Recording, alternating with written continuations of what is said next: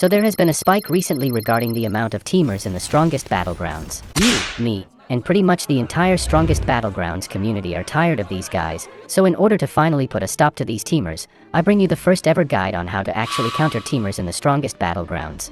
Now, the first logical thing you could do is leave, but come on, you came here for actual advice on how to actually counter teamers, so let's get into it.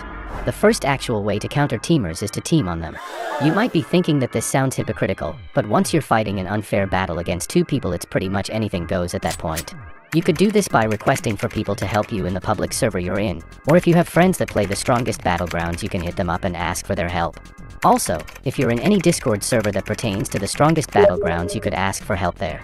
For example, in my Discord server I have a channel dedicated to asking for help against teamers, and I encourage any other Discord servers that involve playing the game to include a channel for this, as it's a good way to bring together members of your community. Now you might be wondering, since there are several characters in the game, then there has to be a character that can counter teamers, right? Well, you would be correct. The character that serves as the perfect counter for teamers would be Garu. The reason for this is because all of Garu's moves have invincibility frames when they connect with an enemy. Invincibility frames are extremely helpful for countering teamers because when you initially begin to attack a person in the Strongest Battlegrounds, you have a wide opening behind you that can be exploited by others. By having invincibility frames, you eliminate the opportunity for being attacked while you're vulnerable, which is what teamers will plan on taking advantage of. Oh my god! Oh my god! Some of Garu's moves and finishers also have area damage, which could help stun people around you in an area. Another character that also has area damage, but is a little more risk and reward, is Genos. Now, Genos does not have the advantage of invincibility like Garu does, but almost all his moves do area damage, which is excellent in keeping people away or chipping away at their health. He is also a good backup option if you and an ally are fighting teamers. When you're solo, however, you'll come to find out that Genos also holds a great advantage at having great maneuverability with his flight moves, which can catch teamers off guard. Also, as a heads up, you should always be playing in the interest of getting your ultimate as quickly as possible, especially with Genos, as his ultimate moves are geared to damage people in an area. Unless you're a god level player, you will most likely not be at winning odds in a battle against teamers, which leads me to my next tip. Increasing your survivability against teamers is a must, especially if you're an average player in the Strongest Battlegrounds.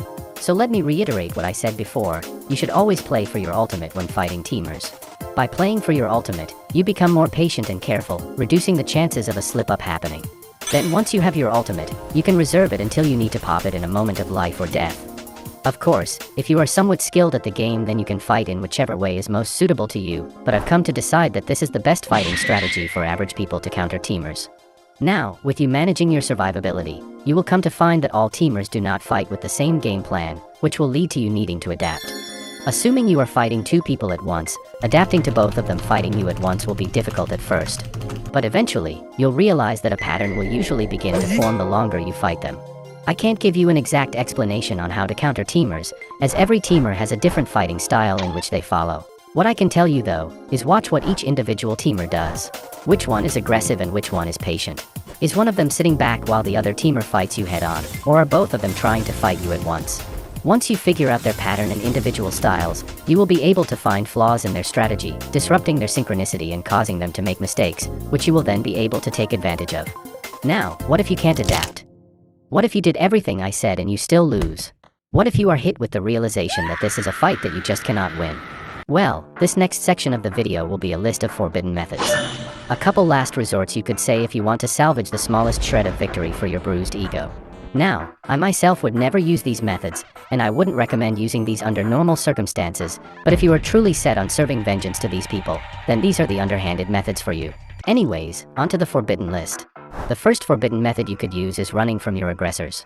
This will require that the teamers are dead set on hunting you down, and you being able to run for a long time. The reason that this method is a forbidden one is because it ultimately wastes the teamer's time while you simultaneously waste your own. If you look at it positively though, you will come to find out that you have probably just saved another player from being teamed on, so was it really a forbidden method after all? Now, while this one is not really that bad in hindsight, the next one is report your teamers. I know this might be a little overkill, and I wouldn't recommend it because it might involve the person on the other end of the stick getting banned, in some cases even indefinitely. But, let's say your aggressors woke up feeling a little toxic today.